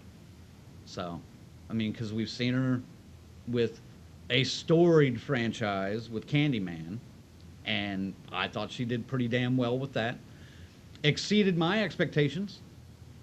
Yeah. Obviously, it didn't a lot of people, but that's not my daddy's Candyman. Yeah, go fuck yourself. No, but it was still a good movie. I mean, I'll be Still a honest, good the first movie. Candyman's the best, but it's still a good fucking movie. Like, Right. Shit, they should go back and make all those era Candymans, you know? Just go down through the history. From that story. Yeah. All right, Ziggy, writing and direction. Yeah, man, I completely impressed by everything involved with this and where it went. It kept me right at the edge of my seat. I never looked at my phone one time. I went right through this fucking thing. I really liked it, you know. I did when Colonel spoiled the Iron Maiden scene. Oh. I didn't totally spoil it. I just said the band. I just yeah, I was entertained completely, and they kept you guessing with you knew these clashes were coming. The Jimmies, Samson, was he gonna snap out and fuck up somebody? You know what I mean? And just the solving of the rage, I loved it all, man. It was just excellent. That's what I was talking about earlier. I thought Samson was going to be the one to kill Dr. Kelson. Oh, I thought so too. You know, Well, just the way they were kind of setting that up. I thought that, or I thought he was going to come in and kill all the Jimmies. Like, Yeah, right. Yeah, and neither one happened, which is great. I mean, that's not a complaint at all. I fucking love it. Right. No, but I think Samson comes back worse. I don't know. We'll see. Faze, what about you, writing and direction? It's solid through and through. I mean, I don't really have a whole lot to say. Just I enjoyed this movie, and surprisingly, I have, you know, I just from Act 1 to Act 3, I loved it. Usually, there's a weak part, but I can't really. Yeah, they're really not choose a weak part for this. Nothing lagged. Yeah, not the full act, at least. Mm-hmm. You know, there may have been a scene or two that were just like, all right, let's go, but yeah, they weren't very long. Nope. So it didn't hurt that much. All right, next topic then. I can't even remember what the topics are. Casting and acting. It's been so long. Yeah. Yeah. I'll stick with my earlier complaint. I thought most everybody was solid, except for the kid. I was a little let down by the kid. Maybe I was expecting more since he had this role before, and he didn't lean into it as much as I wanted him to. He was put in a very different situation than the first movie, though. To be fair. I disagree. Right, but he should have been. I thought he could have evolved better. Go ahead. Disagree, Ziggy. I disagree. Like I said, I think he was dealing with this new, it was even worse to him. You know what I mean? He was used to seeing the zombies once in a while, man, but now they got these freaks. He didn't know what the fuck. He was frazzled, completely broken and frazzled and just desperate to get the fuck out of there. The story was so good that even some bad acting would have got by in this one, and there isn't any. It's okay. It's all good. Colonel? No, you already know what I think about the actor who played Spike. And let's be honest, I mean, he was a main character. 20 years later, he was just... They Laurie Strode him in Halloween Kills on this one. I felt he was just a side character. He was just there. Yeah.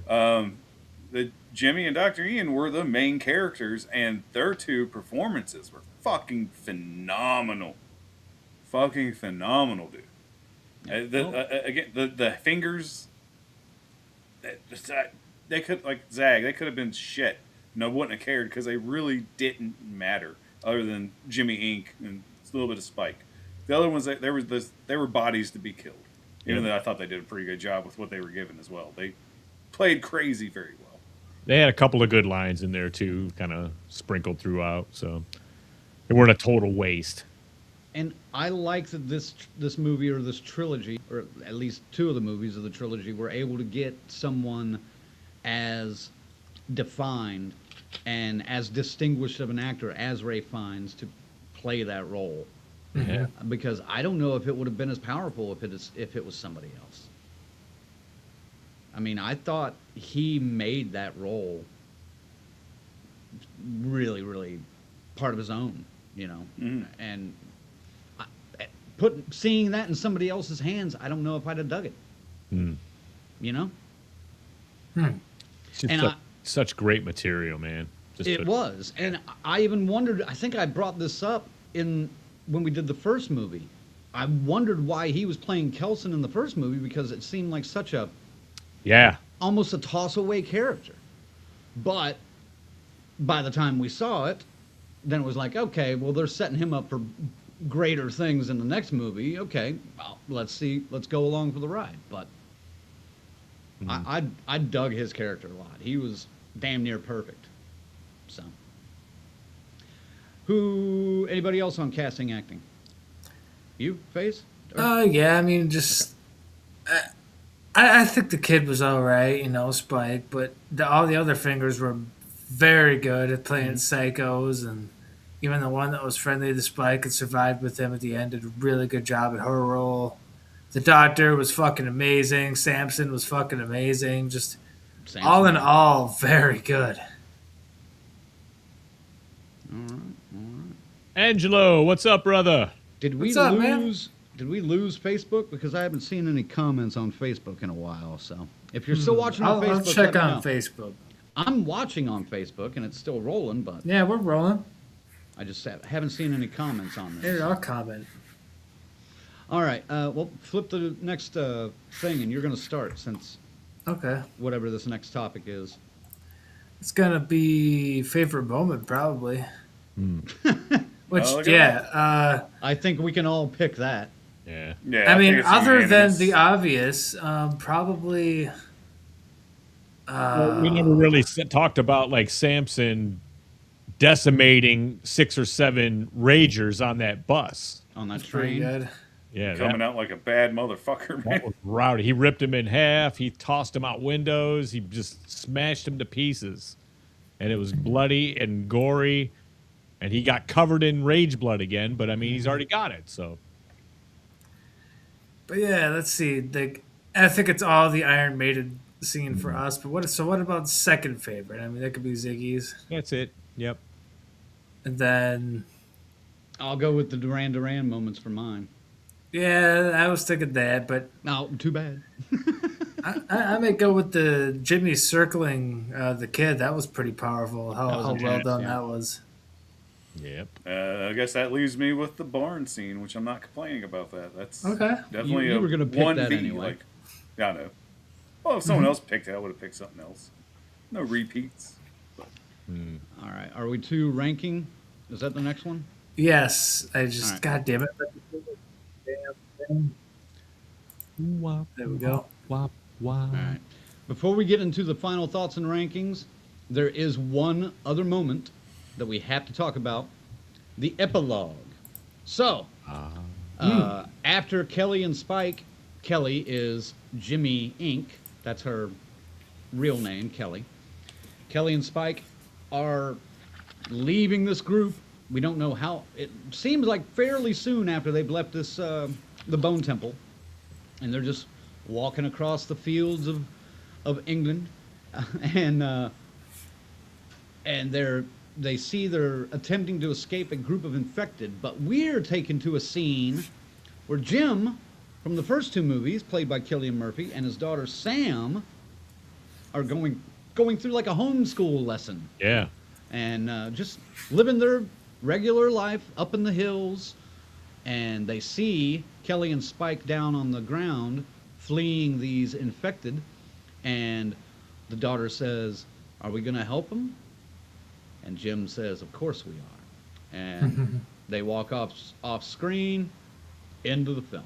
Yep, grab a gun and a pack. Yep, and but you could tell he thought about it before. Oh yeah. He's like, "Of course we are," And so, everybody knew Cillian Murphy was going to show up at the end of this movie because it had been pretty widely reported, and then have hopefully a featured role in the third one. So, I will say, I was thinking it was going to be a little bit different. I figured they were going to kind of just cliche it, and I'm glad they didn't. I figured he was going to just show up and kind of save the day. Be raging through there, yeah. I thought he was going to crash that party at the Bone Temple. I kind of was thinking the same thing, but I'm glad they didn't. This was better. This was a little bit, and probably much cheaper to get Killian for that.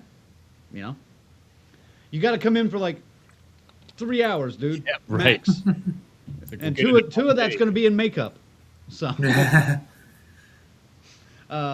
any thoughts on the epilogue, Colonel? No, I thought it was a great way to reintroduce that character. I found it funny that they were doing a homeschool lesson about World War II. Yeah. It just proves the fact once you become a father, you're either going to smoke meat, brew your own beer, or be a World War II nut. And I'm glad he's on my side. Even in the apocalypse for just the island of the United Kingdom, the fathers still do that. But no, I thought it was a great way of introducing him. And it was nice to even show, you already set up his relationship with his daughter Sam too, which is great. Like, you already dude, we're set up for part 3 right now. Well, you don't have to set shit up other than that, okay, he's a teacher, he's going to give him an exam. I'm like, okay, well, are they part of like a town? Are they isolated? We don't know yet. We don't know that. Is mom out foraging for supplies or hunting? Right. We don't know that. Yeah. But we know Sam heard the noise and was ready to go. Like, yeah. Are we going to help him? Shit. Yeah. I don't even know how she heard it because, I mean, he had to use a pretty powerful scope just to see it. So, I mean, he trained her well. I was like, fuck. Well, those screams are loud, dude. Yeah. Well, even watching the movie, she's like, hear that? I'm like, I don't hear shit. Like, I answered her. I didn't hear nothing. But all right, we got to get on with this. A lot of people like the moon scene. Yeah, I was getting ready to say a couple of favorite moments from some of our viewers. So many to choose one, but Strangelove the Doctor says picking the moon. Yeah, it's a good one. And then Erica was right behind him going, I was going to say that, but can't pick doubles. Sure. You can pick doubles. Come on. we can't. They can't. We can't pick doubles. But Tarek even said, Crank throwing it back to the previous episode. Sorry, FaZe, dibs on that opinion. Can't have it.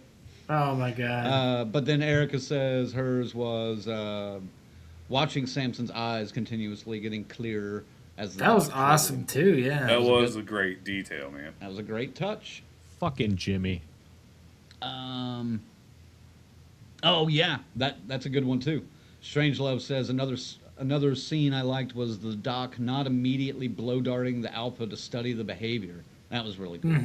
Agreed. And knew he's like, damn, if I rip his head off, I don't get to get high no more. A lot of awesome little details. Yep. All right, final thoughts and rankings. FaZe, take it away.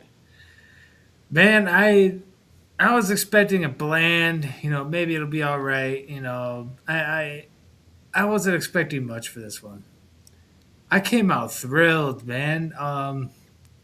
It's a 9. I'm going to say that right off the bat. This is a strong fucking 9, and we're starting out 2026 pretty strong with this one, man.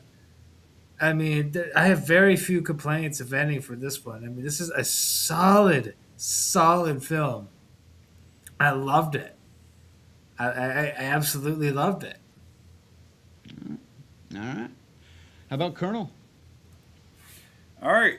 Like I said, man, I was not looking forward to this movie at all. And at best, sitting down, I'm like, this might be a 6, 7. Hey. You're so cringe. Is she over there? She's there. That's the only reason why I did it. But no, I mean, like I said, I walked out loving this movie. Was it because I thought 28 Years Later was so bad? Possibly. Is it because I didn't think 2025 was too great? Possibly. But like FaZe, I'm shocked. I am giving this movie a 9. Maybe I've turned a new leaf for 2026. I'm usually the toughest critic of us all, but I absolutely loved everything about this movie. Thought it was just a really good fucking film. Finally, and I'm not a fan of this series. I don't like running zombies, rage virus. I hate that shit. Sure. This movie was fucking good, man. It's got to categorize it differently, that's all. Then you're fine. A little throwback to Sarge. That's so cringe, dear mother of God. I just died.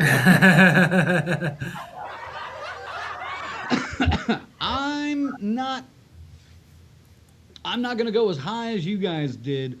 I can't give this a 9. I can't. But I'm pretty close. And you guys we've talked about it for an hour and a half now. Final thoughts is this is a solid fucking movie. Mm-hmm. Regardless if you've seen any of the others, you could go into this almost blind and still, all you need to know is there's a rage virus that's been around for a long time. Yep. And that's in the title of the fucking movie, basically. So, solid. I like I said, I can't wait for DaCosta's next film. I'm anxiously awaiting that. I hope the box office of this does not kill the third chapter, because if it does, that's going to piss me off. It's already that's going to be disappointing, man. No, it's not. It's they're talking about it being on hold. Well, I mean, I read that shit today, but I also read months ago that he signed on for it and it's greenlit. So we'll see. I hope so. I hope so. But I mean, it's Sony Pictures, man. They don't care. This is a tax write-off. At no problem. They'll make it. That doesn't necessarily work the way it used to anymore, especially I hope with all these studios consolidating too. So I'm gonna go with a 7.5. So damn, bitch. That's where I'm at. No, that seems a little low. Yeah. Stingy. I after our discussion, I agree. It does feel a little low, but that's where I was when I walked out of the theater and thinking about it most of yesterday, and that's where I'm going to stay for now. That may change by the end of the year, but we'll see. Ziggy. Real quick, folks, in the comments, give us your ranking for this movie as well, please, from scale to 0 to 10. All right, Ziggy, go ahead. We gotta know. I dug this movie, man, and I didn't know what to expect. I had a lot of things, and I still have a problem with what the deal was with that childbirth in the last one, and getting covered in the rage juice, and the calming down without morphine involved or anything like that. That doesn't compute with me. I didn't like that. They covered everything in this one. They explained it all, and they said, "Look what's happening." And then when they got behind the rage and started showing you what they're seeing. I love that, man. That's so good to tie this shit together and make everyone understand. And that doctor, that is the best way to approach it. Humanitarian-style hippie dude from the 80s, just stuck with it. He stayed who he is. He's isolated, but he's grounded and human and was figuring that shit out, man, and it was amazing. I loved it. This is a great movie. But I'm a kind of crank. I walked out of it. I said 7.5. But... any movie that fucking uses Iron Maiden in that manner gets an extra point out of me, so I'm giving it an 8.5. All right. 9, 8, 8, 16, 18. I'm doing it. Boom, right there. There's our scores and our average. Is that right? 8.5, baby. That's what my phone calculator said. All right. Let's look at some other. Erica says, I'll give it an 8. Was not expecting to join it at all. And Strange Love, the Doctor says, I'm giving it a 10. I love the first part of this trilogy, and this has enhanced the Bone Temple for me. Wow, there you go. Cool. Respectable scores. Anybody else with a... It's a strong entry. A great start to the year. All right. 8.5 for the start of the year from a DCS average is pretty fucking good, man. That's high. Yeah. What did we start with last year? What was the first? Wolfman. Oh, hell no, dude. It was like Wolf. It was funny. I love that. Year to the day. Your memories. It's like, here I am at Wolfman. This movie better not suck. So there I am 28 years later, Bone Temple. This movie better not suck. Right. Boy, it obviously did not. It was a lot better, yeah. Hell yeah. All right. Well, I think that's all the all the rankings. So There we go. Highly recommend. Go check out 28 Years Later, The Bone Temple in theaters. Meow. Do it. Yeah. What else we got going on? We got a. Where are we going, FaZe? You're in control because I can't. I don't know. If I can do folks. anything. I'm gonna take us to this screen real quick It worked on that. I saw you do it, but folks, next week we are reviewing. God damn it! Return to Silent Hill from the same director that did the 2006 Silent Hill. So man, that gets 2. Yeah, I'm not super excited. Not gonna lie. Well, we'll see. You know, he's had 20 fucking years to improve, so you know, we'll see. That's a lot of years. That's gonna be a lot You're of just being nice, FaZe. whops if it sucks. Jesus Christ. Okay, somebody take his box away, man. Don't let him use that anymore. I know, right? Oh my God. They hit the air horn, man. I would kill you. Oh, Don't. God. No. Don't even think about it. All right. Before we go, I want to put a warning out to the world. There's a film out there right now called Night Patrol that's in theaters right now. Oh, God. Avoid it at all costs. Even if it's streaming for free, whatever. Rick, back me up if you're still out there.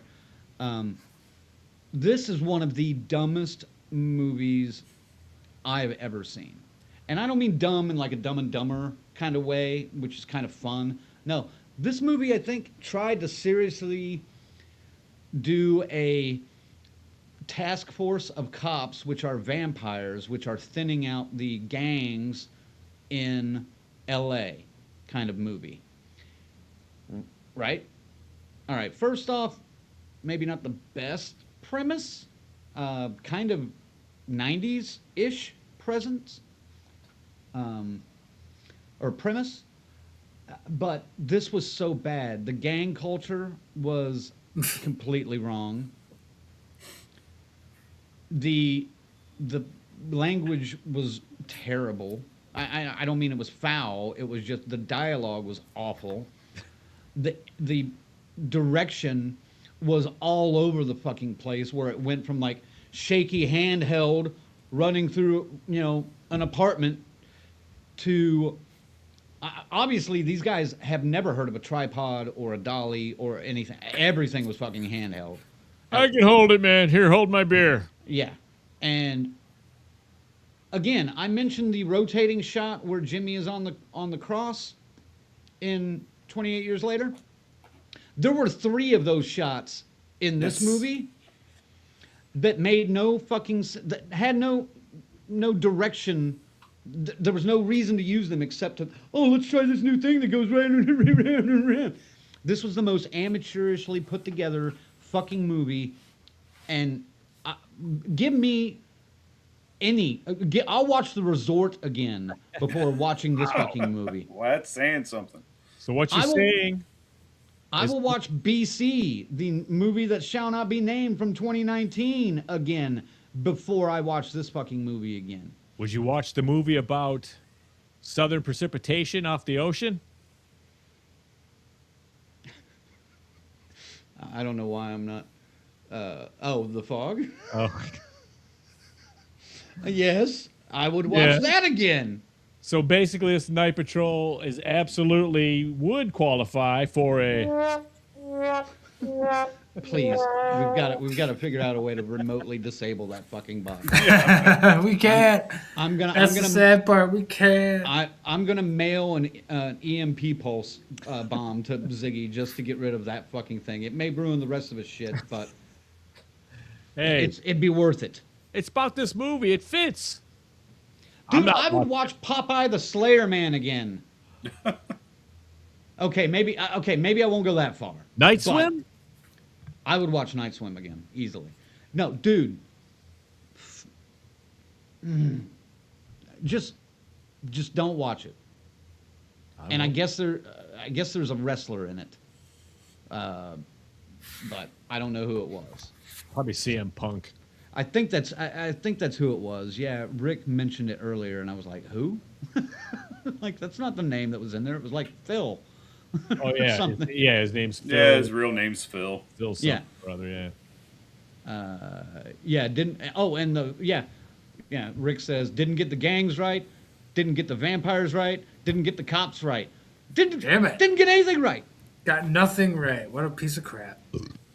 It was fucking awful, dude. Well, I'm sorry. Bill Brooks. That's it. Folks, let's wrap this up. Yeah. Yes. Colonel, Yes, give it up. Grizzly. I would watch the remake of Nightmare on Elm Street. Yes. Nope. Many times over, I would. Nope. Hate that fucking movie. Damn, man. Strange Love the Doctor. Vampire cops couldn't the baddies theoretically just hold a crucifix, chuck some garlic around, and rob a bank or two? You would think so, but no. No. Crosses don't work in this one. Nope. It was awful. Fucking awful. But yes, FaZe is right. We've got to wrap this up. So. FaZe, you send them out. Fuck it. All right, fuck. Fucking hey. Folks, this was a good time. I enjoy going back to movie review and it being a badass movie. Yeah. I don't know. We'll see. Maybe Silent Hill will be pretty good too. That's hopeful wishing, thinking, but whatever. So yeah, watch the movie and join us next week, and we'll either bitch or be surprised about it together.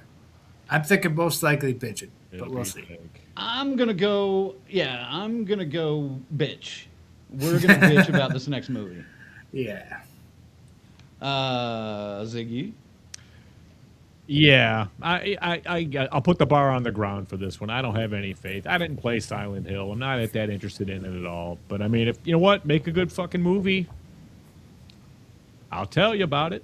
Yeah. Can't wait. Thanks for joining us every week.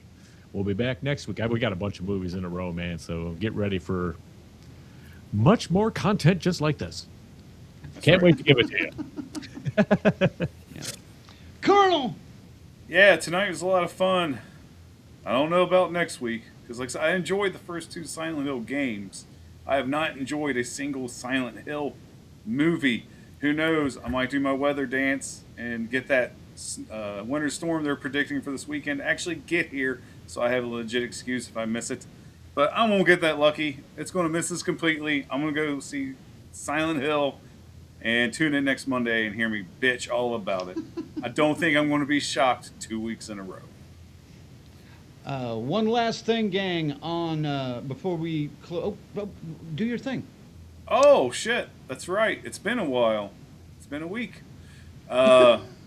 So, fellas, don't get sick. Wash your dick. Ladies, don't smell like a Scuba Steve. Use Summer's Eve.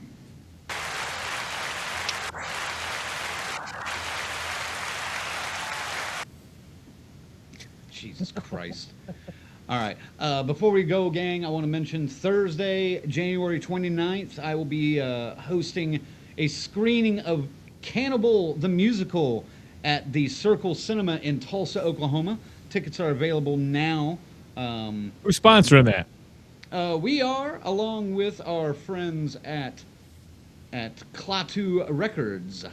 Klaatu Records. Get your stuff. They've got great soundtracks there, man. If you want them rare ones, those B movies that suck, but the soundtrack rules, Klaatu Records, baby. Yes. And, yeah, I'll probably be posting a link on our social medias here tomorrow or the next day. Well, probably a few times on our social media. So look for that and get your tickets if you're in the Oklahoma area. I hope to see a few of you over there. It's going to be a fun time. And, yeah. And that's going to wrap. Oh, we got to thank the members. Yes, we do. Yeah. Oh, yes. Go ahead. I'm not doing it this time. Fuck you. All right, folks. Let's see. I guess I have to do the graphic too, huh? Yeah, I'm not doing Jesus Christ. That's the raw movie. All right, final girls and guys. We got Christy, Seaface, Luke, Beanie Bags, the Muffinator, Alex, Tyrone, The Crazy Ralphs, Bell's Fancy Creations, Dr. Smiley, Grizzly and Paula, Morgan Crypt Horror, Raymond Suture, Alan Terry, Twisted Twinning, and the Whole Damn Enchilada podcast. We got our camp counselors. We got Adam, Christy, Lou, S. Michael, Jimmy and Rachel, Stacy Lynn, Orlando, Angie, Chuck, Dave, Carl, Patricia, Kristen, JJ, and we can't forget Indy the fucking dog. Come on. Indy the dog. I even love the fact you put it at the fucking end where I would have to read all that shit and then get to that and be like, and JJ, and you motherfuckers. Thank you. God damn it, thank you. Skull. Thanks for watching. Not to skull you. I would like to thank 29 out of our 30 members. Thank you. No, thanks for watching, gang. It's always a fun time spending Monday nights with y'all. You know we appreciate it. We love y'all. Yeah. Be safe out there, and we will catch you on... And why do I never have this fucking ready to go when this I start one was a pleasure, man. When I start my bullshit, my outro post. Thanks for watching, gang. We'll see you next week with Silent Hill. And the Indy the Dog t-shirt. Woo! No. Fuck off. Fuck off.